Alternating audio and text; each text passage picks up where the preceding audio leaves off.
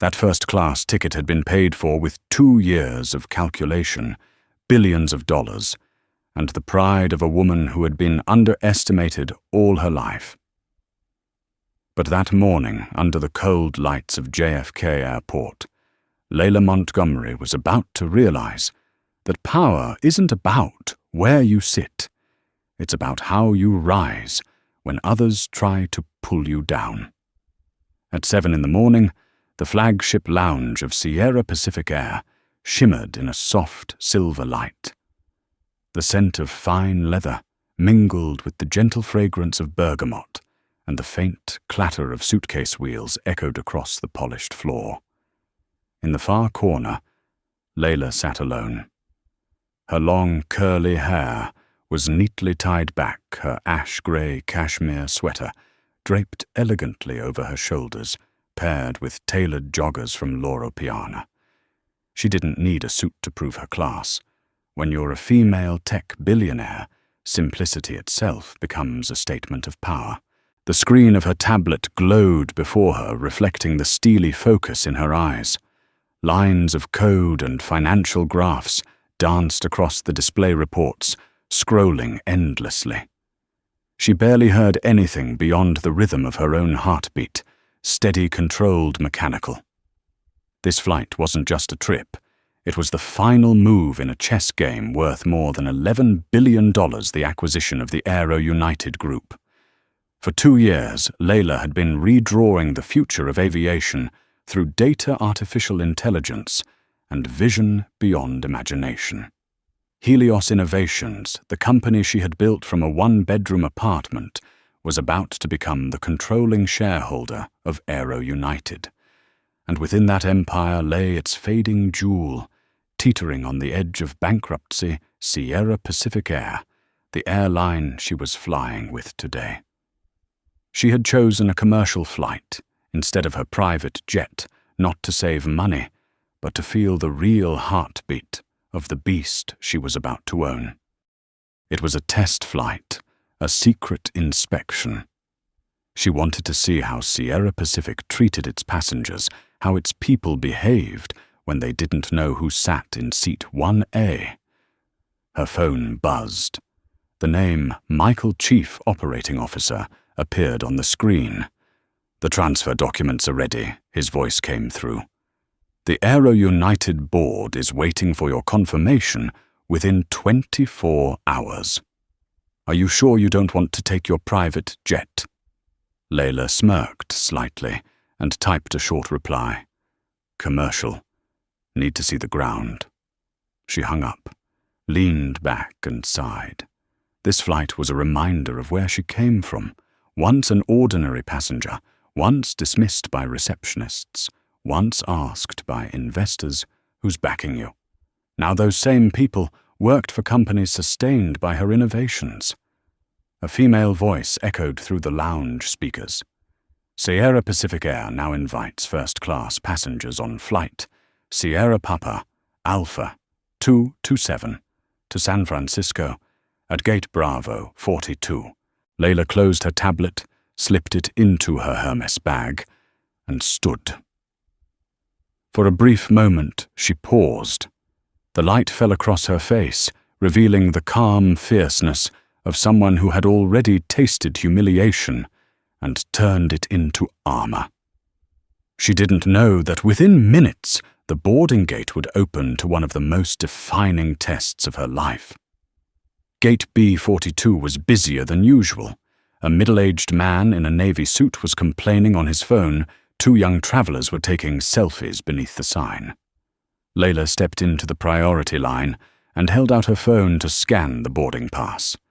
The scanner beeped green, a flawless confirmation tone, but then the gate agent's eyes hesitated. Brian Keller, 33, pale and tired, his tie slightly askew, read the information again, looked at Layla, then back at the screen. In an instant, she recognized that look, the one she had seen 100 times before. Doubt. "It seems there's been a seat duplication, ma'am," he said, his voice distracted, avoiding her gaze. Seat 1A is already assigned to one of our platinum members. It's probably just a system error. I can move you to 12B in premium economy and process a refund afterward." The air around them seemed to thicken. People in line started to glance over. Layla felt her heartbeat slow, then pound again, a mix of embarrassment and anger tightening in her chest. "My seat, 1A, was confirmed and fully paid," she said, her tone calm, but each word sharp as glass. "I don't need a refund. I need the seat I purchased." Brian forced a polite smile, the kind people wear when they think they're being reasonable. "I understand. But in duplicate cases, policy prioritizes platinum members." "I hope you understand I really don't want to argue." For a few seconds there was only silence between them. His words dropped into her ears, cold and metallic. Policy. She knew every line of Sierra Pacific's regulations, and what he had just said was a blatant lie. He didn't see the CEO of the company about to buy his airline. He only saw a black woman, dressed simply, someone who didn't look like she belonged in seat 1A. A sharp ache flickered in Layla's eyes, not because of the seat, but because of memory. She remembered the day she went to the bank for a startup loan, and the guard asked, "Who are you delivering for?" She remembered her first investor meeting, when a fund manager sneered, "If you don't have a white partner behind you, I'm not signing." And now, after 20 years, after billions of dollars and thousands of jobs she had created, she was still being treated as someone who didn't belong. Layla's hand tightened around her bag strap. Every instinct told her to reveal her power to throw her business card, reading Chief Executive Officer Helios Innovations in his face. But she restrained herself. Not yet. Not here. She looked straight into Brian's eyes, her anger fading into a cold stillness. "You're making a mistake," she said softly, each word carved in ice. "A mistake you'll never forget." She stepped aside and pulled out her phone. Her fingers moved swiftly, typing a single message. "Get Richard Halverson on the line." Now. Outside the glass window, snow began to fall in thin, delicate flakes. No one at the airport knew that right there, at Gate B42, a game worth billions was about to turn in a matter of minutes. And the woman who had just been humiliated with one single call had the power to change the fate of an entire airline. Layla took a deep breath. Amid the echo of boarding calls and rolling suitcases, she could feel it clearly. The storm had begun. In Layla Montgomery's world, mistakes don't exist, only lessons paid for, in blood money or honor. And Brian Keller had just crossed that line. He still didn't realize that the woman standing before him wasn't just a first-class passenger. She was the one about to sign the document that would turn his entire company into her property. But to Brian, Layla was merely a difficult case, one he wanted to handle quickly so he could move on with his shift. "Ma'am, please step to the right," he said, his voice laced with forced politeness. "I'll call a supervisor right away, but I'll need you to move out of the line. Other passengers need to board." Layla didn't move. Her gaze was sharp as ice, though her tone remained calm and steady. "You don't need to call anyone," she said. "I've paid. I've confirmed my ticket. Everything is valid. If there's an error, it's in your system, not mine." A man behind her let out a low whistle. The line began to stir with murmurs. Some eyes were curious, others irritated. A blonde woman whispered to her husband, "She probably bought a discounted ticket and wants to sit in 1A." The words sliced through the air and Layla heard them clearly. Brian rolled his eyes and signaled to a rumpled man in a business suit nearby Paul Whitman, a Platinum Elite passenger. "Mr. Whitman, just a moment, please. There's a small issue. I'll sort out your seat right away." Paul glanced at Layla from head to toe, his lips curling into a half-smile. "I'm guessing it's a system error, or a human one," he said, shrugging his tone, joking, but not really. "Either way, I'll be in seat 1A from now." Layla looked at him without a word. In her eyes, that smirk was the face of a system old, entitled, and convinced of its own righteousness. "Mr. Keller," she said slowly, "I'm asking you to check your system again." "Right now?" Brian sighed, irritation breaking through. "I already did. And I don't have time for this. You have two options. Accept seat 12B or wait for the 11:40 flight. You're holding up the boarding process." He reached out, intending to take her phone to help with the reassignment. In an instinctive motion, Layla pulled her hand back, holding her phone close to her chest. A heavy silence dropped between them, like a curtain of steel. "Don't touch my things," she said quietly. "You don't have that right." Brian pulled his hand back, awkward and flustered, forcing another uneasy smile. "You're misunderstanding. I'm just trying to help, no." Layla interrupted. "You're not helping. You're commanding."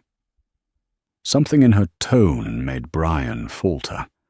She hadn't raised her voice. She hadn't lashed out, but the weight of her words filled the space around them. Still with the crowd watching, he couldn't let himself appear weak. Folding his arms, he exhaled sharply. "I've done all I can. If you don't cooperate, I'll have security escort you out." A chill spread through Layla's body. Not fear, but that old, familiar disgust. She had once been kicked out of a conference room for being on the wrong floor. Once mistaken for an assistant when she was the founder herself. And now she was hearing that same line again, the echo of her past clawing at her dignity. Layla drew a deep breath. "Mr. Keller," she said softly, "I'm not leaving. And I promise you, in 5 minutes, you'll wish all you had to do was change my seat." She stepped back, took out her phone, and dialed William Price Helios's head of legal. William, her voice low but firm, contact Richard Halverson at Aero United immediately. "Tell him this: the CEO of their parent company has just been denied boarding on the flight Sierra Papa Alpha 227 due to a so-called system error. I want them to know that right now." William didn't ask a single question. "Yes, ma'am," he replied. She ended the call, her eyes never leaving Brian. He was pretending to look busy, typing furiously on the keyboard, as if that could restore his sense of control. 3 minutes later, the intercom phone on the gate counter rang sharply. A woman's voice came through, urgent and rapid. Brian listened, and his face turned pale. He glanced at Layla, stammering, "Yes, I understand. Yes, she's still here. I'll take care of it immediately." When he hung up, sweat glistened on his forehead. "Ms. Montgomery?" he said, his voice trembling slightly. "It appears there really was a system error. I'm so sorry for the misunderstanding. You may board now." Layla said nothing. She looked at him for a single moment, her eyes not angry, just empty, an emptiness that made him feel smaller than any reprimand ever could. She held her phone to the scanner again. The familiar beep sounded, and this time no one dared question it. As she walked away, whispers rippled behind her. "She looks fierce. I think she's someone important." She didn't look back. Only one thought crossed her mind in her own cold inner voice. "This is why I don't fly commercial." Walking through the jet bridge, Layla glanced through the glass window at the Boeing 787 resting quietly under the pale morning sky. its silver fuselage glinting in the light. A strange feeling rose in her chest, a blend of pride and deep disappointment. She was about to own that metal bird, to command thousands of employees like Brian, hundreds of crew members like the one she was about to meet. But was power enough to heal the sting of being diminished inside the aircraft? Linda Whitaker, the senior purser of Sierra Pacific, was checking the first-class manifest. She adjusted her perfectly styled blonde hair, offering a polite smile to Paul Whitman, the most frequent flyer of Flight 227. She had no idea that her world was about to collapse within minutes. Layla stepped into the cabin, leaving Brian behind, still trembling from that mysterious call from upper management. He didn't understand what had just happened, only that a creeping sense of dread had settled over him. Meanwhile, Layla sat down in seat 1A, her seat, and slowly fastened her seatbelt. She looked around, brown leather seats, white walls, soft jazz drifting through the cabin speakers. No one on board knew that the woman who had just sat down was the future owner of the airline. But when Layla closed her eyes, there was no joy of victory in her heart, only a quiet question. If they knew who I was, would they treat me any differently? A cold draft slipped through the cabin curtain, making it flutter gently. Outside, the sun was rising, painting gold across Layla's eyes. And somewhere thousands of miles away, in a glass conference room, the transfer of ownership for Aero United Group was being prepared for signature. Flight Sierra Papa Alpha 227 hadn't yet taken off, but the battle had already begun. A battle not just over a seat, but over dignity, power, and prejudice. Layla whispered to herself, "All right, let's see how they treat their passengers." Then she opened her eyes.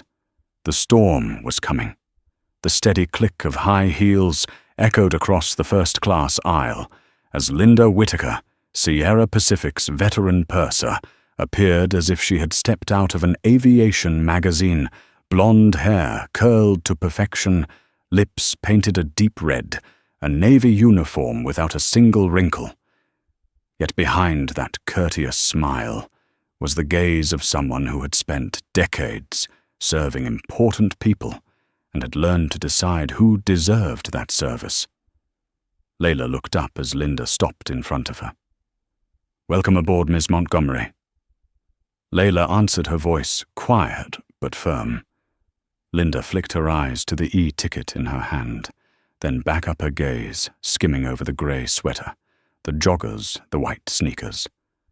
A beat of silence, and her smile shifted from warm to forced. "R1A," Linda said, drawing out the words. "Yes, I see it, but it appears there's a slight mix-up." Layla raised her eyes. "There is no mix-up. This is my seat." The tone stilled the cabin. The men with gleaming metal watches in seats 1B and 2A pretended to read their newspapers, but their eyes never left the two women. Paul Whitman, the man who had tested her seat, lounged back a glass of orange juice in his hand. Linda turned to him, her voice honey-soft. "Mr. Whitman, I'm sorry for the small inconvenience. We'll take care of it right away. Please relax." Then she faced Layla again, her expression hardening. "Ms. Montgomery, I'll find you another seat, still in first class, very comfortable. We would not want to delay the flight." Would we? Layla stayed where she was, eyes straight ahead. "I don't need a comfortable seat. I need my seat." Her voice was so cold and precise that a few passengers shivered. Linda exhaled, the artificial smile disappearing. "You're causing a disturbance. You do realize that we have procedures, and I am the one responsible here." Layla tilted her head. "Procedures, you say, are the procedures to trick a passenger who paid for first class and push them to a middle seat in premium economy. The once quiet cabin snapped taut like wire. Paul set his glass down and frowned. I fly this route every week. I've never seen anything like this. You should listen to the crew. They're just doing their jobs. Layla turned to him, a humorless glint in her eyes. And perhaps you're used to being served first, even when it is wrong, aren't you? Color rose in Paul's face. But Linda cut in, voice stern. Now then, Miss Montgomery, let's not make everyone uncomfortable. I can call security if you continue. Security, Layla repeated with a soft laugh. You plan to remove me from the seat I purchased because you think I don't fit here. Linda froze, then dropped her voice, contempt flashing in her eyes. Listen, I don't know where you got this ticket, but I won't allow an unknown passenger to disrupt my cabin. If you don't move, I will call the captain. In that instant, something detonated silently in Layla's mind like a blown fuse. Not anger, but a total clarity. She had just seen the root disease of this company attitude. The attitude that valued appearances over worth, loyalty tiers over dignity. And she knew right now she would not stay silent. Layla drew a deep breath and rose slowly. Her eyes never left Linda's. Call him. Bring your captain here. And while you're at it, you may call your union representative as well. I think both will be needed. Linda gave a thin smile. I don't need a union to deal with someone like you. Oh, you will. Layla replied, her tone light and cold. She pulled out her phone and tapped quickly. On the screen, the word execute appeared. The order to sign the transfer of ownership had just been sent. No one in the cabin understood what was happening, but the air had shifted. The way Layla stood, the look in her eyes, this was not a passenger, but someone who held the fate of the entire aircraft in her hands. 5 minutes later, the cockpit door opened. Captain Thomas Reed. 54, silver-haired, his face, carved by years of flying, stepped out with irritation. What is going on, Linda? We are already 10 minutes late. Linda pointed at Layla, lowering her voice. She refuses to leave the seat. I've asked repeatedly. She even threatened to call the union. The captain looked at Layla, his tone authoritative. Ma'am, I am the captain of this flight. All instructions from the purser must be followed. If you do not comply, I will have to ask you to leave the aircraft. Layla did not blink. She looked straight at him and spoke slowly.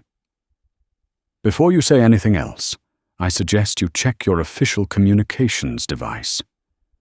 There is an internal notice from Aero United Group sent about 4 minutes ago. The captain frowned and opened the company tablet. The screen lit up with a headline, Urgent Notice. Helios Innovations has completed the acquisition of 62% of Aero United Group. Effective immediately, Ms. Layla Montgomery is appointed chair of the Interim Oversight Committee. As his eyes reached that line, his expression changed. Standing behind him, Linda had not yet grasped it. Captain, what is it? She whispered. He looked up, fear now plain in his gaze. Miss Montgomery is Miss Montgomery, he stammered. Layla calmly fastened her belt and spoke softly, just loud enough for the whole cabin to hear. Yes, it is me. And yes, I am the person who just bought this company. The air froze. Every eye turned to her. Paul Whitman clenched his glass fingers. Trembling lips parted without a sound. Layla faced Linda. Ms. Whitaker, she said, her voice, like steel, effective this moment you are suspended from duty. You may gather your belongings and leave the aircraft. As for Captain Reed, you will remain, but await a review of your command judgment. I want this flight to depart with the reserve crew within 10 minutes. Linda blanched. You can't, I just did. The words fell like a hammer. No one dared argue. Hands shaking, Linda gathered her papers, eyes wild with confusion. As she stepped out of the cabin, Layla watched her go, not triumphant, only solemn. She knew she had just triggered an earthquake, and that the ground beneath all of them would not be still again. The captain nodded, his voice rough. "We'll arrange a new crew, ma'am." Layla answered only, "Good. And remember, change begins with how we treat people." The cabin door closed. Outside, the snow had stopped. Inside, the Boeing 787 thrummed softly, engines spooling up wind, whispering along the wings. Layla leaned back and closed her eyes. She had just taught them a lesson in power. Yet deep in her chest, something remained unsettled, a faint sense that another storm larger and darker was waiting ahead. 5 minutes. 5 minutes for an airline to change ownership. 5 minutes for a woman to prove that sometimes power doesn't need to shout it, only needs to be pressed by a single fingertip. Outside, the thin snow was melting on the glass of JFK Airport, but inside the first-class cabin of Sierra Pacific Air, the air had grown heavy, almost suffocating. Captain Thomas Reed still stood frozen before seat 1A, his hand gripping the company tablet tightly. He'd reread the announcement, hoping he had made a mistake. He hadn't. Everything was clear, cold, absolute. Helios Innovations, founded by Layla Montgomery, had officially taken control of Aero United Group, the parent company of Sierra Pacific Air, and Layla was now the chairwoman of the Interim Oversight Committee. In simpler terms, from this moment on, everyone on the flight, including him, worked for her. Layla remained seated in her chair. She didn't need to stand, didn't need to raise her voice. She only needed to look. Her gaze swept through the cabin like a blade, cold and sharp. "Captain Reed," she said, her tone low and perfectly controlled now. "You understand why I told you to check your device, don't you?" The captain swallowed hard, his voice trembling. Yes, ma'am. "It seems there's been a misunderstanding." "There's no misunderstanding," Layla interrupted, calm but cutting. "What I do understand is that men like you are used to not checking anything. You're used to believing that only people who look like you belong in this seat." No one spoke. The cabin fell silent, except for the distant hum of the engines. Layla turned her eyes to Linda Whittaker, still standing motionless, her face pale as paper. "Mrs. Whittaker." Layla said each word deliberate. "You called me a troublemaker.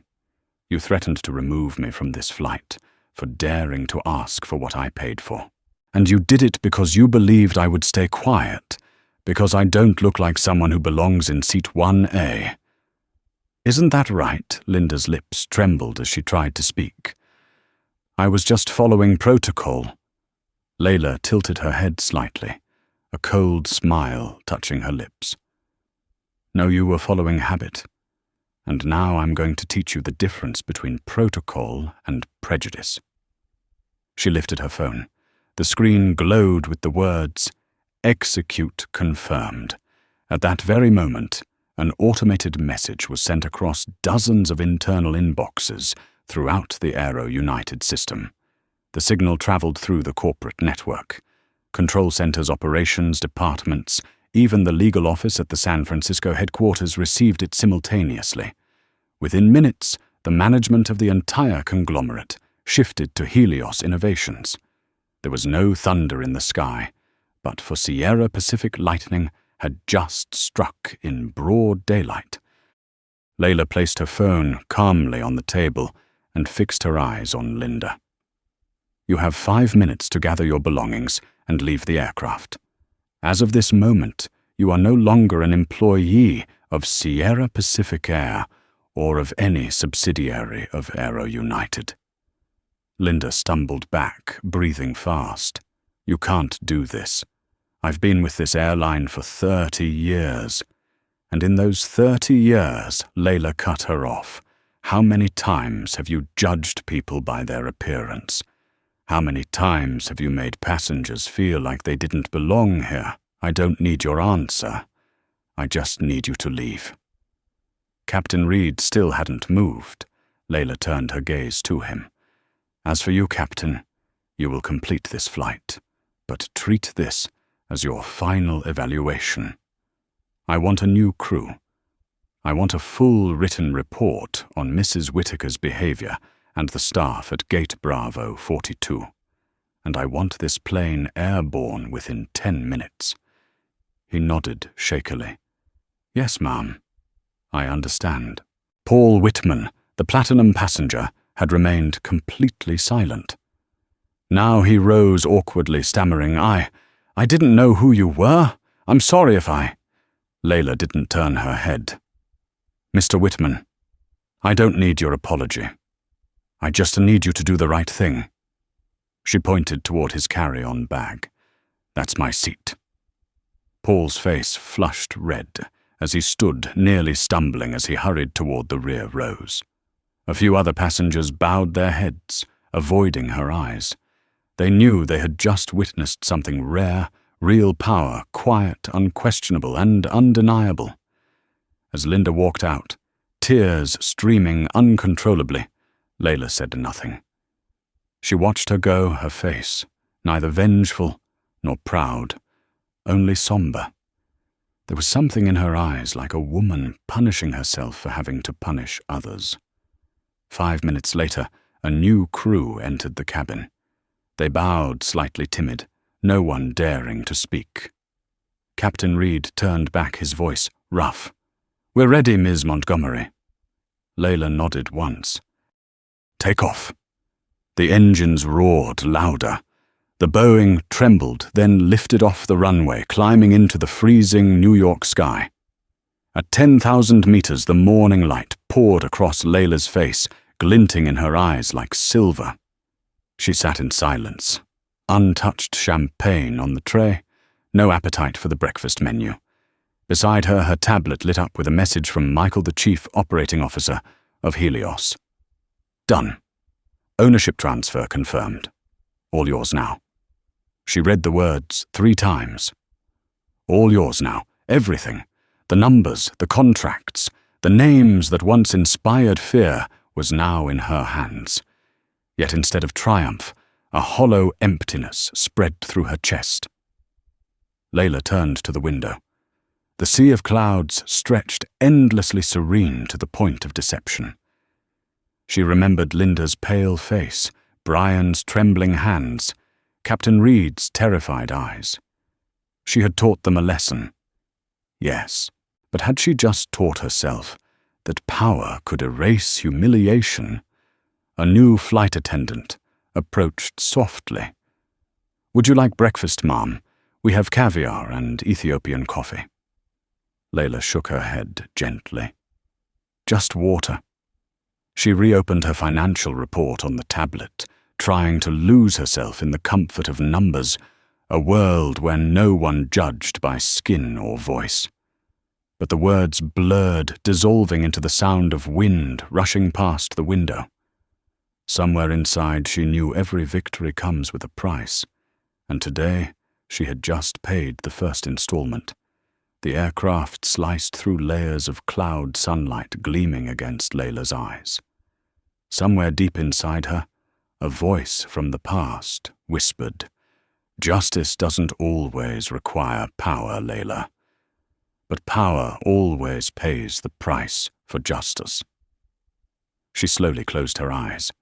Below, the command systems of an airline empire trembled. Above the clouds, one woman had just altered its entire course in only 5 minutes. The first-class cabin was drowned in silence, the kind of silence that feels like an explosion no one heard. Captain Thomas Reed still stood there, tablet in hand, his eyes drifting along the rows of seats, as if trying to make sense of a world that had just flipped upside down. 10 minutes ago, he had absolute authority over this Boeing. Now he had only one authority left, the authority to take orders. Layla Montgomery said nothing. She sat still in seat 1A, her back against the chair, her gaze turned toward the window. The morning light slid across her cheek, revealing a calm so composed it was almost chilling. She didn't need to act powerful. Her silence was power.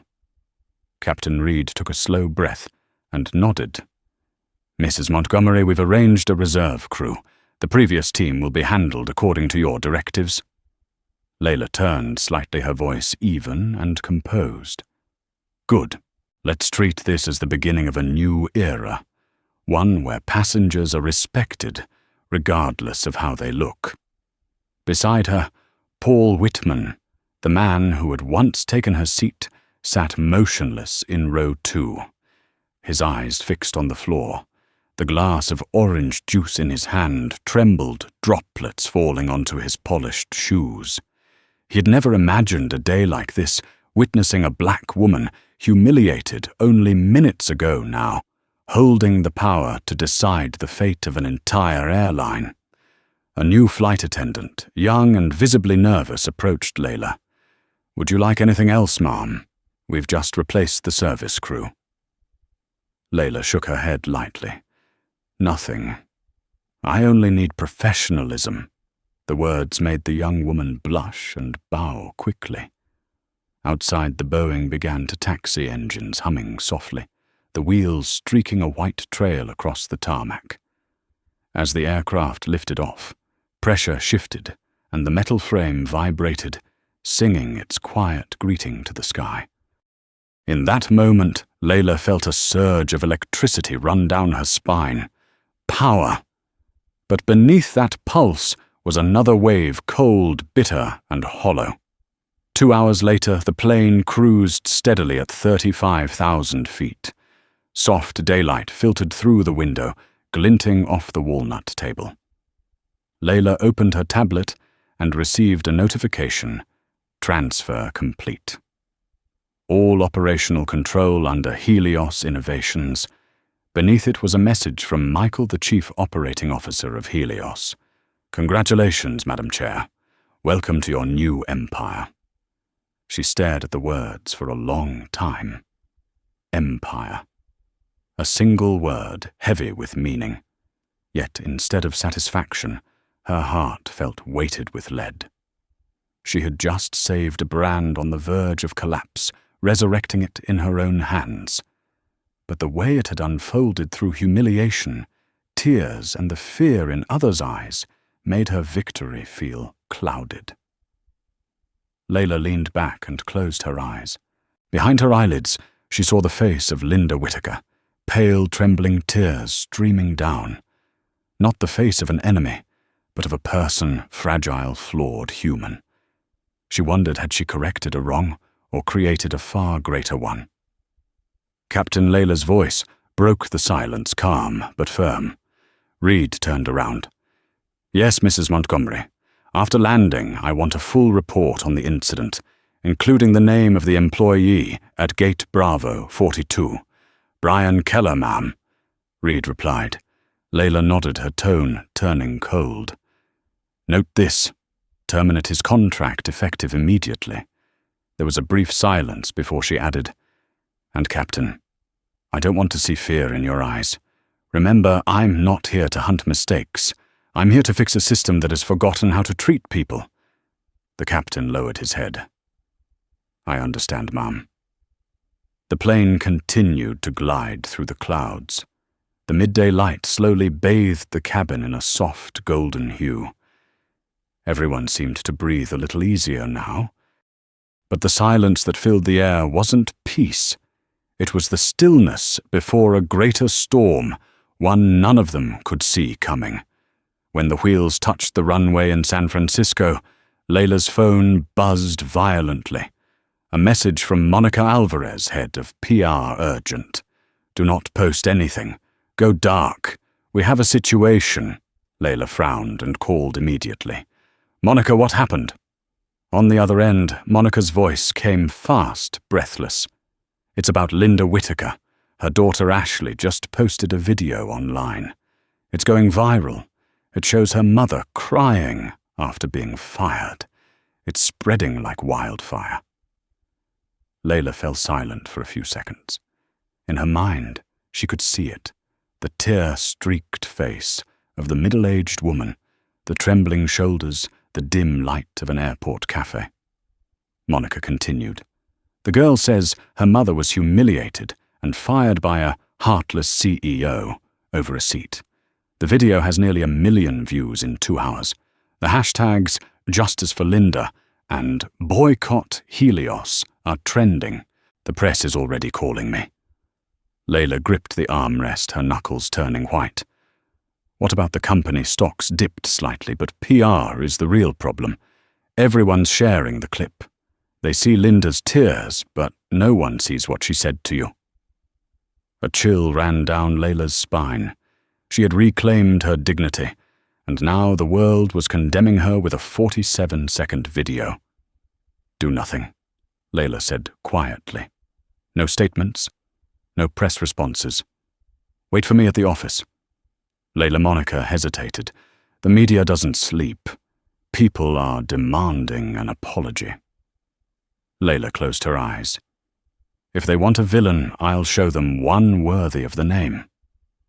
Outside San Francisco International Airport, a limousine was waiting. As Layla stepped out, the flashes began.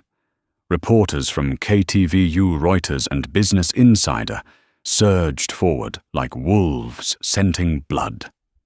Mrs. Montgomery, did you really fire an employee mid-flight? Do you have any comment for the public? Do you think you went too far? Layla didn't stop. She walked straight ahead, her sunglasses hiding her eyes, but not the rising tide of anger in the crowd. One voice shouted, "You made a woman lose her job. She's crying online because of you." Another jeered, "Don't call yourself a feminist if you have to crush someone to prove your point." The car door slammed shut. Inside, Layla sat in silence, staring into the void before her. She was used to media attacks, but she had never felt so misunderstood. She whispered to herself, justice doesn't live in the camera lens. It lives in the truth that only a few have the courage to see. Outside, San Francisco glowed beneath the setting sun. Inside the car, Layla Montgomery knew the storm had only just begun. Outside the headquarters of Helios Innovations, grey rain fell over San Francisco. Raindrops tapped against the glass like a slow drumbeat to a verdict being read word by word, sentence by sentence, across thousands of phone screens around the world. The name Layla Montgomery flooded social media. In the video, spreading at lightning speed, a middle-aged woman, Linda Whitaker, sat inside an airport cafe, tears streaming down her face. Beside her was her daughter Ashley, her voice trembling but clear. 30 years of service, and my mother was fired by an arrogant CEO over a seat. The image spread like a virus. Comments poured in anger, outrage, fury. Who does she think she is? This is the true face of the ultra-rich. She fired a woman supporting her sick husband. She's a devil in a suit. Within 12 hours, the hashtag Justice for Linda surpassed headlines about elections and war. From Twitter to TikTok, from CNN to the Daily Mail, Layla became the symbol of power stripped of humanity. Inside her office on the 42nd floor, Layla stood before the glass wall overlooking the city. Below, streams of car lights pulsed like veins, while in her chest, her heartbeat was uneven, a clash between reason and fear. Behind her, a large screen blared breaking news. Helios CEO Montgomery under fire for humiliating long-time flight attendant. Stock down 7%, unions threatened strike. Power privilege and prejudice in the skies. Layla didn't turn around, but she heard the door open. Monica Alvarez, the head of PR, entered her raincoat, still wet, her face etched with worry. "Layla, it's worse than we thought. The international press has picked it up.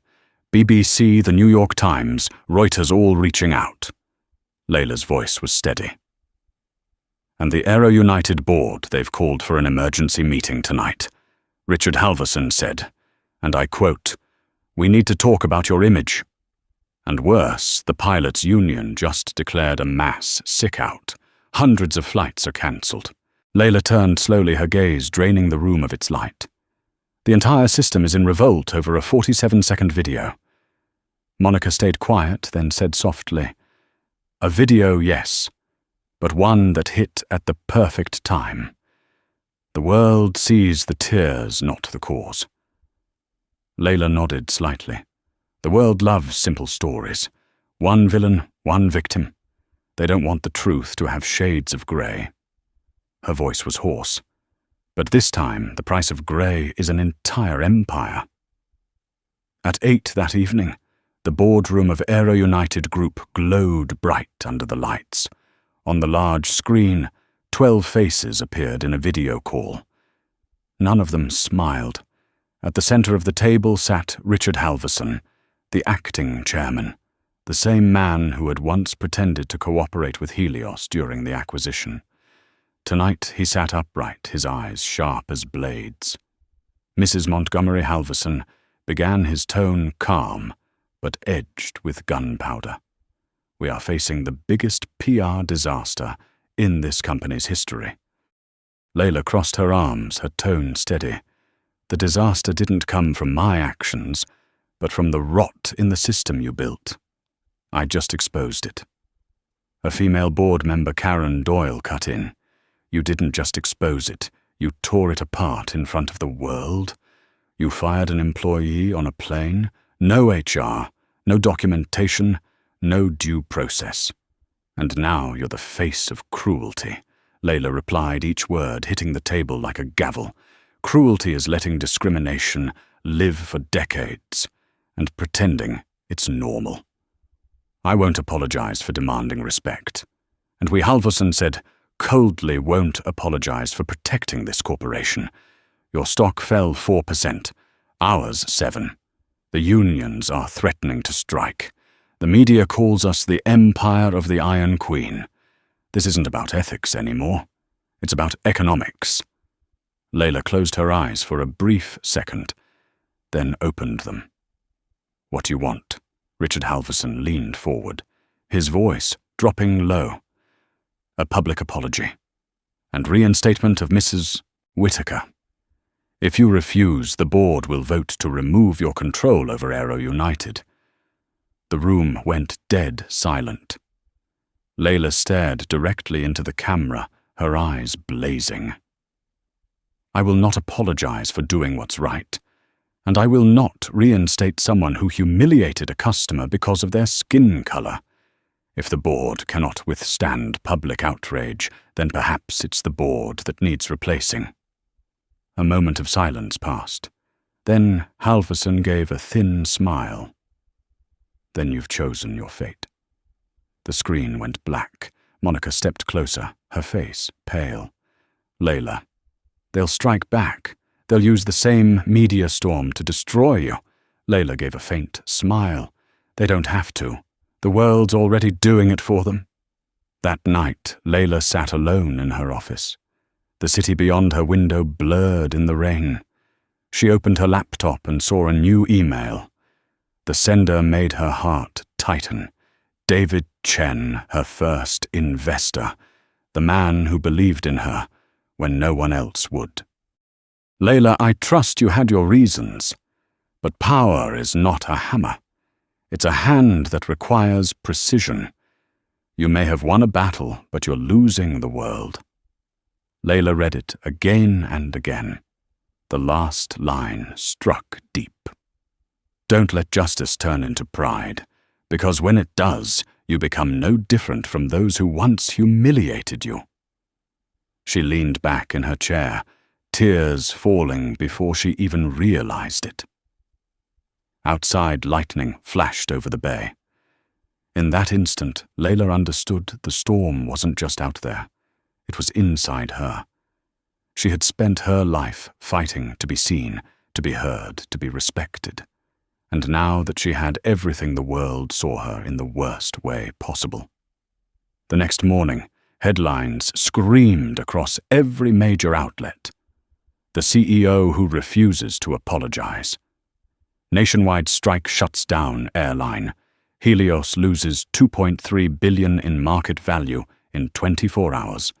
In the Helios boardroom, the shareholders sat in silence like statues, their eyes all turned toward Layla, the woman sitting tall dark circles under her eyes, but unshaken. She didn't apologize. She didn't explain. She only said one sentence, her voice rough but resolute. Justice is never cheap. But if someone has to pay the price, then I choose to pay it myself. No one answered.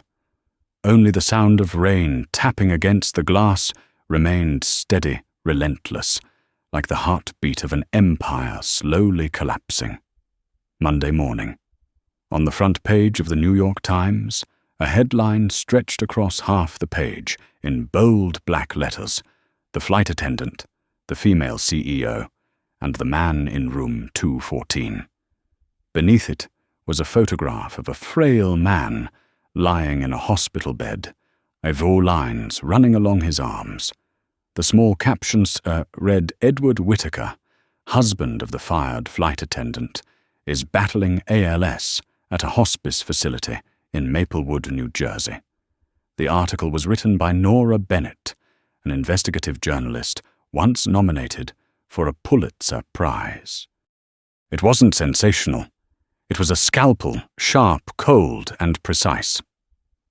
Nora wrote in the room marked 214, where pale light filters through thin curtains.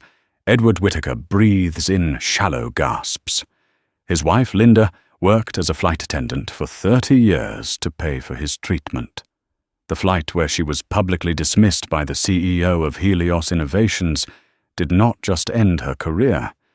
It severed the only lifeline keeping her husband alive. Nora's words didn't accuse, but each sentence cut deep, carving its way into the reader's chest. She described the details, the meager salary, the mounting medical bills, the overlapping insurance statements, the sleepless nights Linda spent beside her husband's bed. The portrait was clear: a hard-working woman destroyed by a cold and powerful CEO, painted with the elegance of tragedy and the cruelty of truth. One paragraph shook the nation.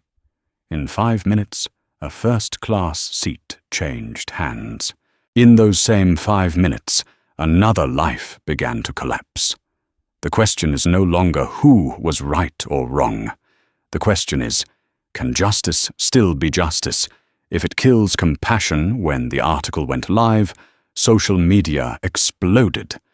A second wave of outrage hit stronger, more personal. Hashtags like "Save Edward," "Stand with Linda," and "Boycott Helios" flooded every platform. Within 24 hours, a crowdfunding campaign created by Linda's daughter Ashley surpassed $1.2 million. The media called it the miracle of compassion. But for Layla Montgomery, it was a storm of destiny. In the Helios office, Layla read the article to the very last line. She didn't blink. She didn't cry. Only silence, heavy, unyielding, filled the room. Every word in that article struck her like a hammer, not because Nora was wrong, but because Nora was painfully right. Linda wasn't innocent, but she wasn't evil either. And Edward, the man in room 214, did not deserve to become collateral damage in her war for justice. Layla rose from her chair and walked to the wide glass wall. Outside, San Francisco glowed in the morning sun, in stark contrast to the storm consuming her reputation. Behind her, Michael Helios's chief operating officer stepped into the room. "Layla, we have a serious problem. Bennett's article spooked the investors. They're demanding an emergency meeting. How bad stock's down 12%. The union's gone nationwide with the strike, and the Aero United board is preparing to vote you out of operational control. Layla turned her gaze deep and calm. Are you afraid, Michael? He said nothing. His small nod was answer enough. Don't be, Layla said quietly. I've lost everything more than once. Every time I lost, I learned to rise higher. Meanwhile, inside Aero United's boardroom, the tone was completely different, chaotic, bitter, and brimming with calculation. Richard Halverson slammed his hand on the table. We can't let one woman turn this entire company into a circus. She's turned justice into her own PR campaign. Heads nodded around him. One member spoke up. The stock's in free fall. The public hates her. This is our chance to take back control. Halverson narrowed his eyes. Then we vote. Tonight. Under the dim glow of that room, an empire prepared to overthrow the queen it had once crowned. Night fell over Helios Tower. Layla remained alone in her office. The lights were off, the only glow coming from her laptop screen. On it, a blurred image from Nora Bennett's interview played Edward Whittaker, speaking softly from his hospice bed. I'm not angry, he whispered weakly. I just hope my wife can smile again. The simplicity of his words pierced through Layla's armor. Her chest tightened heavy with guilt. She was no longer the powerful CEO. She was a woman who had once been crushed by the world and had now unintentionally crushed someone else. She asked herself, had she really been fighting for justice or just punishing the world for what it had once done to her? The question echoed inside her unanswered. At 3 a.m, Layla's phone buzzed. A message from David Chen. Layla, the Helios board is calling an emergency vote. Please stay calm. If you fight them now, you'll lose everything. Layla read it, then smiled faintly. I already lost it, David. The only thing I have left is the truth. She opened her laptop and began typing a letter. Title statement, For those who still believe in dignity. The sound of keystrokes filled the dark room, mingling with the rain tapping against the glass. Each word fell like a heartbeat, steady, deliberate, as if written by someone preparing for an ending, or perhaps a new beginning. I do not apologize for standing up, but I regret forgetting that in the fight for dignity, humanity must come before power. I never wished for anyone to lose their job or their faith in what is right. If my actions brought pain to a family, I will take responsibility, not through words, but through action. She stopped, her eyes stinging. This wasn't a statement for the media. It was a confession for herself. Outside, dawn began to rise behind the skyline. A new day. But no one yet knew that within hours Layla Montgomery would no longer be the most powerful CEO in America. And in those same hours, she would begin another journey, the journey of a woman learning how to be human again. Somewhere far away in room 214 in New Jersey, Edward Whittaker was still breathing weakly, his hand clasped tightly around his wife's. Linda looked at him and whispered, Honey, someone just started a fund for us. He smiled faintly. Maybe there are still good people. On the hospice television, the headline about Layla still glowed red and harsh, from tech hero to symbol of arrogance. Linda turned off the TV. Morning light streamed through the curtains, touching her face, filled with guilt and a quiet relief. She murmured almost to herself. She was wrong. But maybe I wasn't completely right either. If Layla had heard those words, she might have broken down and cried. But the two women, standing on opposite sides of the same storm, had no idea their fates were already entwined, spiraling toward a twist neither could foresee. Tuesday morning. The sky over San Francisco hung heavy and grey. Thick clouds crawled past the Helios Tower, their reflections sliding down the glass facade like shadows over a crumbling empire. Inside the conference room on the 50th floor, the very heart of Helios Innovation's power, the air was dense, burnt out like ash after a fire. On the table lay stacks of emergency printouts, plummeting stock charts, hundreds of angry shareholder emails, and the front page of a magazine showing Layla Montgomery beneath a bright red headline, "The Most Powerful Woman in Silicon Valley and Her Greatest Fall." 12 seats around the table, all filled. No one spoke. Only the slow ticking of the wall clock counted down to her execution. The door opened. Layla entered. She wasn't wearing her usual power suit, just a white shirt and black slacks. Her hair neatly tied back. Her face was calm, her eyes sunken from sleepless nights. Every gaze in the room turned toward her, a mixture of fear, pity, and the silent distance of those who once worshipped her as a hero. "Thank you for coming," said David Chen, the veteran investor who had once believed in her when no one else did. His voice was deep, heavy with sadness. "Layla, we all know why we're here today." She sat at the head of the table. Fingers interlocked her voice, low but clear. "Because of a 47-second video." No one laughed. Michael, the chief operating officer, and her most trusted ally, slid a folder toward her. Not just the video. It's what came after stocks, down 18%, $2.5 billion in lost value partners pulling out, and a nationwide union strike. Helios is bleeding Layla. "Helios isn't bleeding," she replied, her gaze unflinching. "It's losing courage. I built this company from nothing, not so it could tremble before a mob." Another board member, Karen Doyle, slammed her hand on the table. "Don't you get it? You're not fighting prejudice anymore.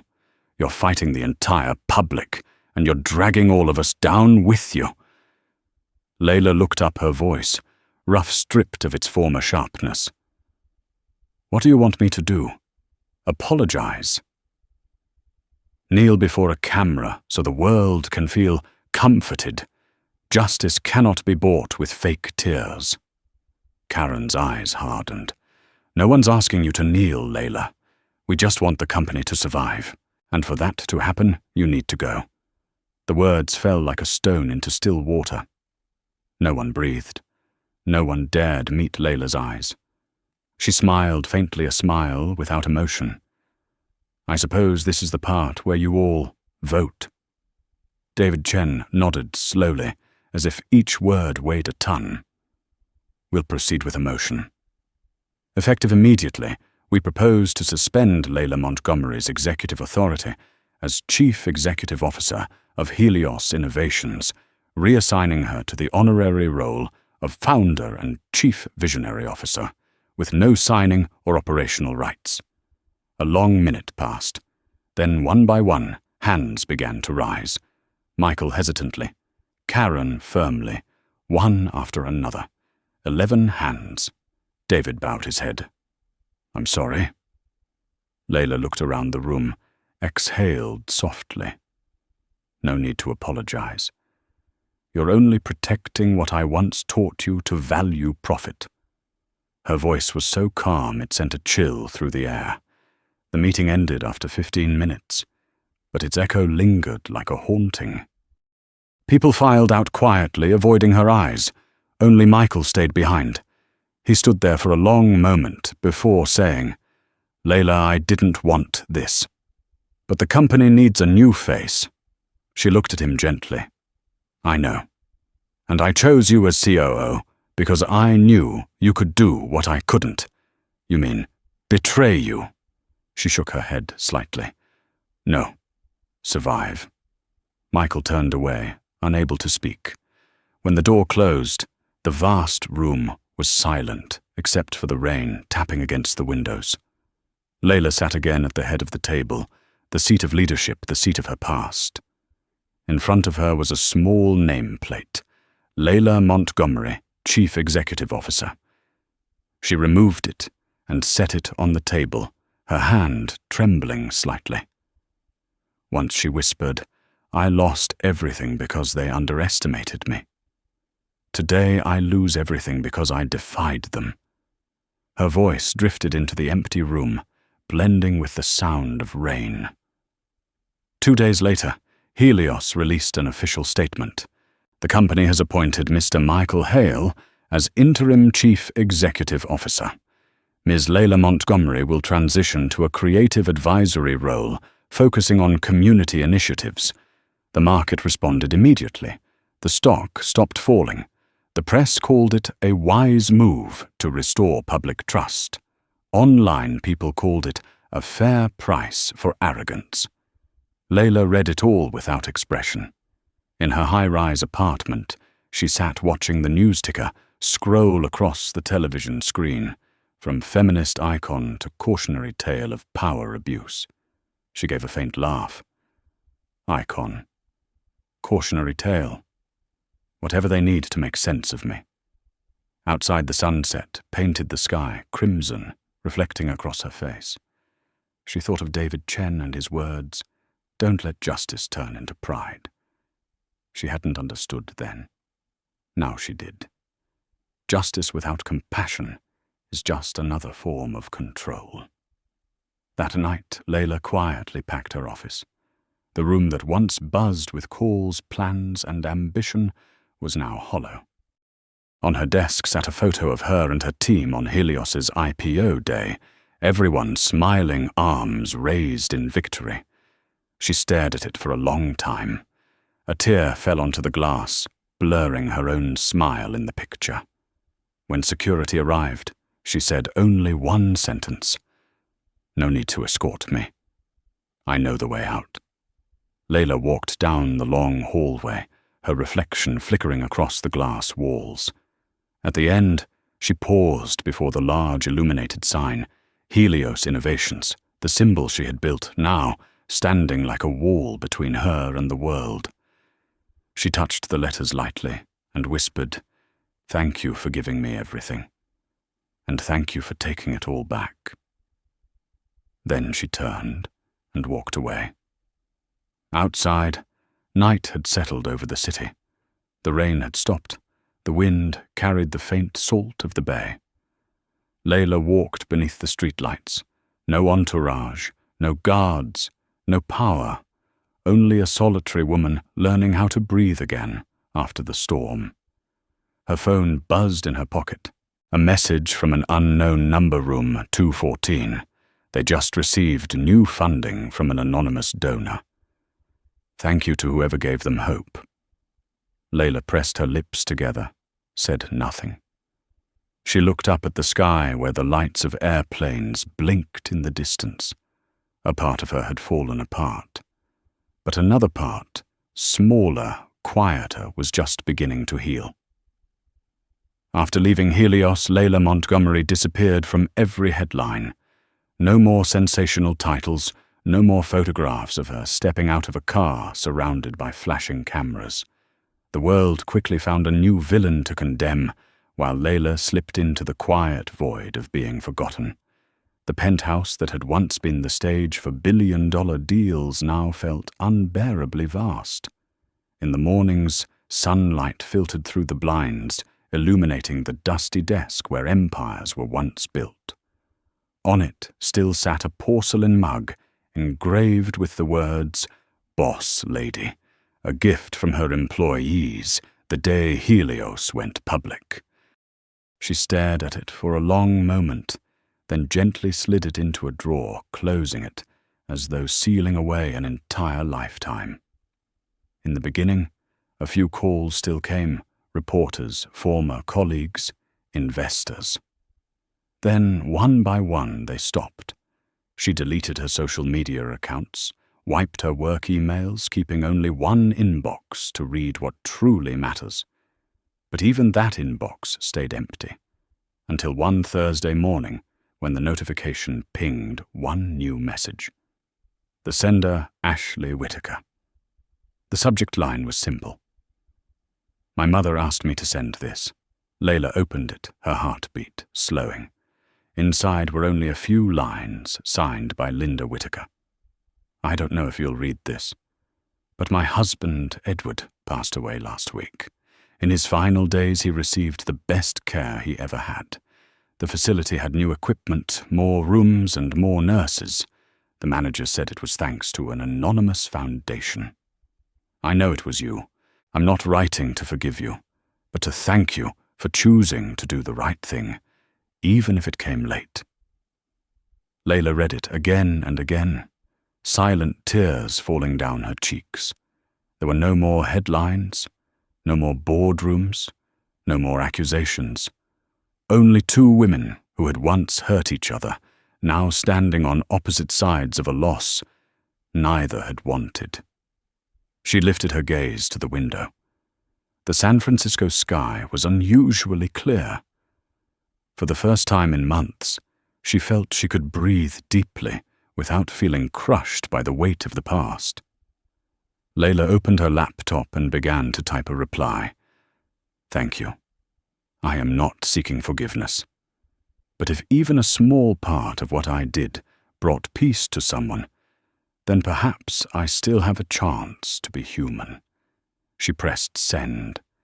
The glow of the screen reflected in her tearful eyes, no longer the glint of pride, but the quiet relief of a woman learning how to forgive herself. 1 year later, on a small building by the Oakland Bay, a new sign shimmered under the morning sun. The Phoenix Foundation. Inside, Layla Montgomery sat in a modest room filled with laughter. There were no walnut desks, no velvet carpets, no floor-to-ceiling glass walls, only worn wooden tables, walls covered in colorful sticky notes, and young people whose eyes carried a light she thought she had lost long ago, the belief that the world could still be better. She listened as a young, brown-skinned woman gave a presentation about a mobile app designed to distribute surplus food to the homeless. The girl's voice trembled slightly, her hands gripping the papers tightly. Layla smiled and said softly, I used to tremble like that too. But remember, an idea can only live if you dare to believe in yourself first. When the meeting ended, her assistant approached with a copy of the local newspaper. On the community page, a small headline read, Maplewood Hospice opens new care wing, funded by the Phoenix Foundation. Below it was a photograph of Linda Whittaker in a volunteer's uniform, holding the hand of an elderly patient, her smile gentle, yet weary. Layla set the paper down. She didn't speak. She simply looked out the window. Outside, the sky was clear and blue seagulls circling above the shimmering silver water. At last, she understood. True power didn't come from the ability to command, but from the capacity to give others the chance to rise. Not Helios, not the empire, but this small place. This was where she could begin rebuilding the world through compassion. That afternoon, as the sun dipped behind the bay, Layla stepped out onto the porch. The salty breeze swept through her hair, carrying the scent of freedom. She closed her eyes and whispered, Thank you for burning me so I could learn how to fly. And as the sunset reflected across the sign of the Phoenix Foundation, her shadow blended with the light, not as a symbol of power, but as a testament to rebirth. From the perspective of an expert in ethics and leadership culture, the journey of Layla Montgomery is not just a story about justice. It is a mirror reflecting a very real paradox of the modern world. When power is not guided by compassion, justice can easily become a weapon. Layla once had everything intelligence, status, control, but she had to lose it all to realize that true strength does not lie in the ability to make others fear you, but in the ability to make them believe in you. She once used power to punish, then used empathy to heal. And in the moment, she chose to rebuild instead of destroy Layla. Not only saved others, she redeemed herself. In a world where every tweet can become a verdict, her story reminds us that what matters is not who is right, but how we choose to do what is right. Sometimes, losing everything is not the end, but the chance to rediscover what matters most: dignity. If you believe that the greatest strength of humanity lies not in power, but in compassion and the courage to change, then like this video and subscribe to the channel to share more stories of courage and awakening. And before you go, leave a comment with the words that reflect your belief in what is right. Hold your dignity.